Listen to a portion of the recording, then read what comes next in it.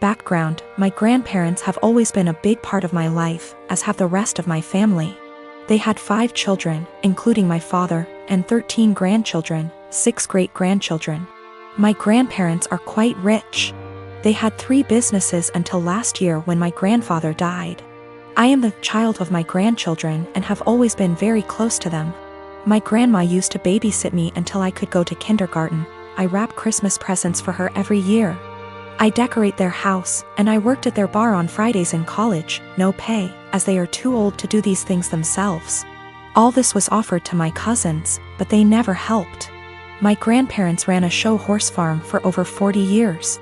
It was what my father took with him and I quickly began to love. I used to go every weekend with my grandma up until high school when I started studying. Even though I don't ride horses anymore, my dad and I go to clean the stalls and look after the horses every week when my grandparents are away on trips. Usually once every 2 months. My grandparents were a huge part of my life. Problem: my grandmother died 4 weeks ago. It was devastating. My grandmother left my aunts, uncles, and dad about $85,000 each. Money for which she and my grandfather worked very, very hard. It was expected. What was not expected was that they would leave me just over $45,000 along with some other valuables. I was honestly shocked. All my cousins received about $2,000 each and a few trinkets. Obviously you can see where it was going. My aunts and uncles were at the reading when I was told, so they told their children. Everyone except the parents is furious. My cousins, who are already adults, demand that I divide them equally. I don't feel like I should. I was very close to my grandparents and did a lot for them, but it's hard. My family is very tight-knit and we have holidays / monthly parties / dinners / etc. together, every year. I never expected money to tear us apart. This money can change a lot for me. I could pay off my $10,000 student loan and put the rest into my upcoming wedding / future kids / savings account. A small part of me wants to share it equally, just to have everyone together. But there was a reason they left this to me. They didn't do it to hurt anyone. I was the only one who visited them and helped them. None of them took the time to see them, except for family gatherings. But no one understands this except my parents. It seems to me that I alone destroy the family. My aunts and uncles won't talk to my father until I split the money, and my cousins won't talk to me. I only have a student loan and a car payment, so I don't have much debt, but it could give me a comfortable future. They all keep throwing in my face that they have families, house payments, college to pay for, etc. They keep saying I've been planning this for a long time, but I really didn't. I loved my grandparents. My fiancé tells me to forget about them and do what's best for me, but I'm a big family man. I don't want to split the money, that could really help me, but I feel like they can play with me, forcing me to choose between them and this. My parents also want me to keep the money for myself, as they think my family members are being ridiculous in demanding it. Is it right for me to keep that much? I feel like I deserve it. Is it right for me to put this money on my family? Or are the people I've been so close to all my life taking advantage of me? $45,000 versus $2,000 is a huge difference. PS, there is more in the will than I explained. Houses, classic cars, horses, farm, land, CDs, etc. The cashback / checking accounts I was given is the only thing that seems to be a problem for everyone. I have inherited more money than my cousins. They demand that I divide it equally between them or never speak to them again. My apartment complex didn't do traditional trick or treating on Halloween. Residents were advised to set out pre-packaged individual candy bags on their patios / front door areas if they wanted to participate, but the traditional knock on door, physically hand strangers candy was not permitted. So, Halloween comes and the kids are all dressed up and each building has a scheduled time where the kids go door to door. I ended up having to work late, so my neighbor offered to walk my kids around with hers at our building's scheduled time. About 45 minutes later my kids came home with a small bucket of candy.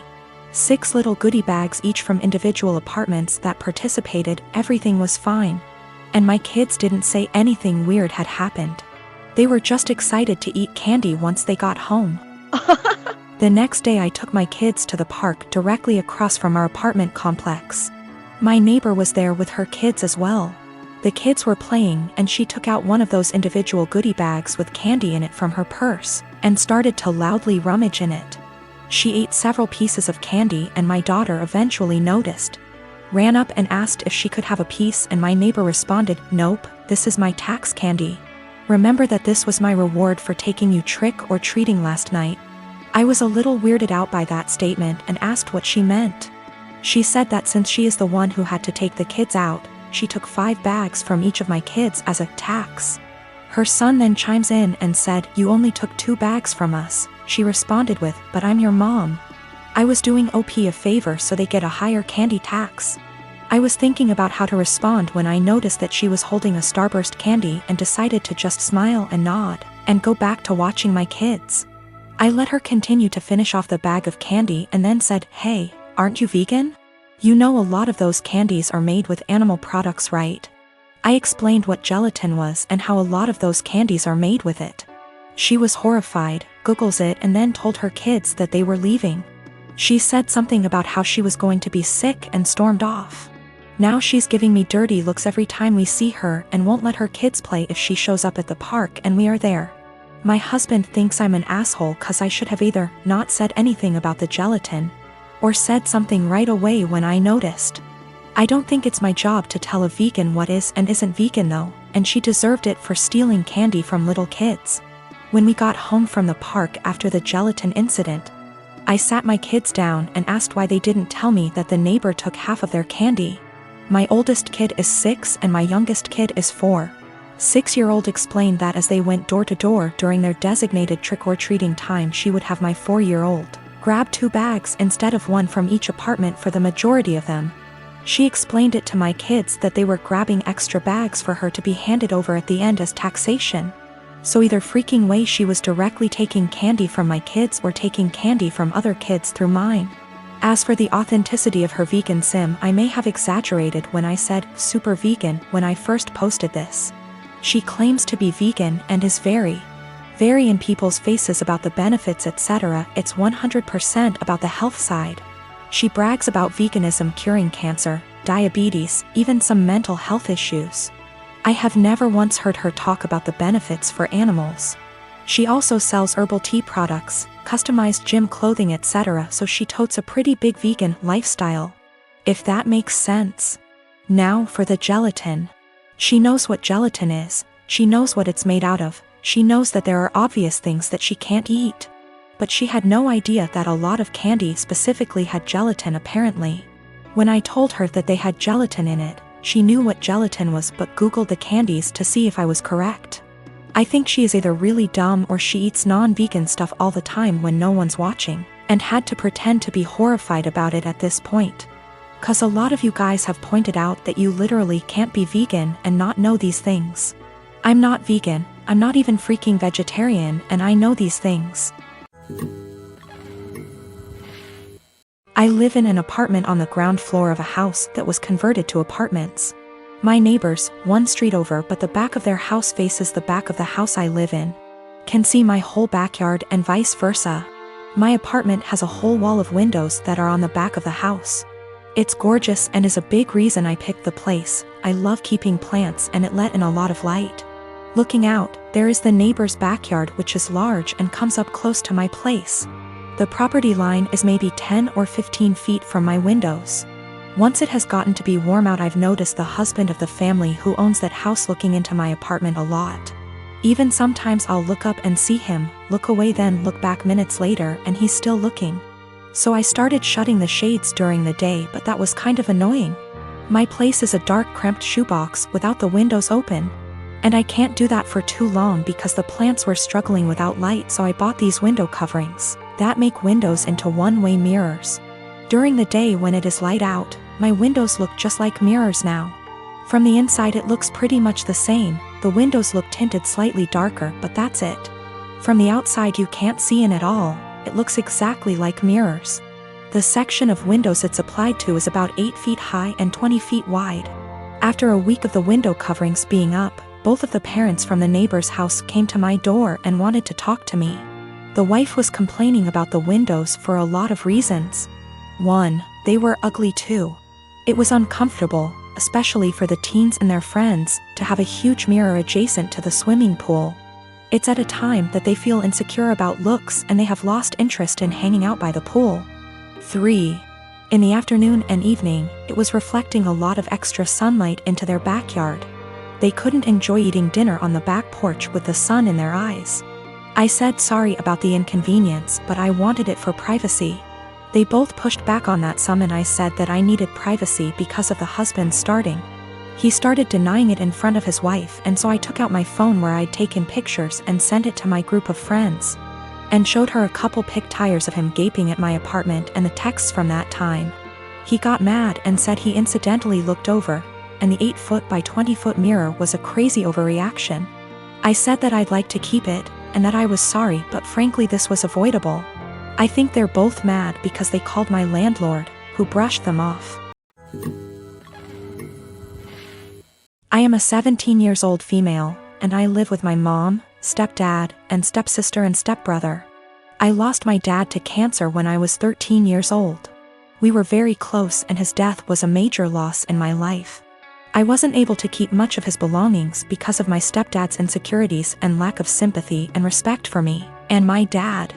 It's sad to say that mom moved on relatively fast. My stepsister and I share a room together. My stepbrother has the bigger room because he's a man. And as a result, me and my stepsister are always in conflict. She wants me out during the day as she uses the room as her art studio. She recently accused me of stealing her tools and convinced her dad to get a lock, so now I'm being forcefully locked out and can't get in till after a huge argument and getting mom involved. My stepsister had an argument with her brother and ruined his gaming console when he was out. He came into the room quietly in the evening, stood by the door, and asked me to bring him my stepsister's acrylic paint set. I asked if he got permission. He said yes, so I gave it to him and went back to study. At dinner, my stepsister came downstairs yelling that her brother had access to her room and ruined her paint set. There was a lot of yelling and arguing. Stepdad asked how my stepbrother walked into the room when it was supposed to be locked.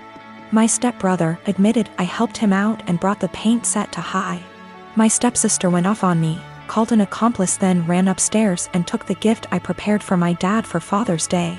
I picked up flowers I planted from our small garden that I take care of by myself, and prepared a nice wooden letter-shaped pot, used my dad's first initial and filled it with the flowers I picked and decorated it with ribbons. It wasn't that good, but it was like a floral letter. I planned to visit his grave and put the gift there. She damaged it to pieces. It was completely ruined. I yelled at her and kept crying. Mom and stepdad gave her harsh punishment and thought it was fixable, but I was so done I called my uncle, who came and berated my mom and stepdad. Stepdad offered to fix it and punish my stepdaughter harder, but I packed my things to go with my uncle. My mom begged me to stay, but I refused and didn't respond when she kept calling, saying she did nothing to deserve to be shunned by me and my uncle, who told the family about what happened. The family told mom not to come visit on Father's Day and are angry with her because I moved out over this.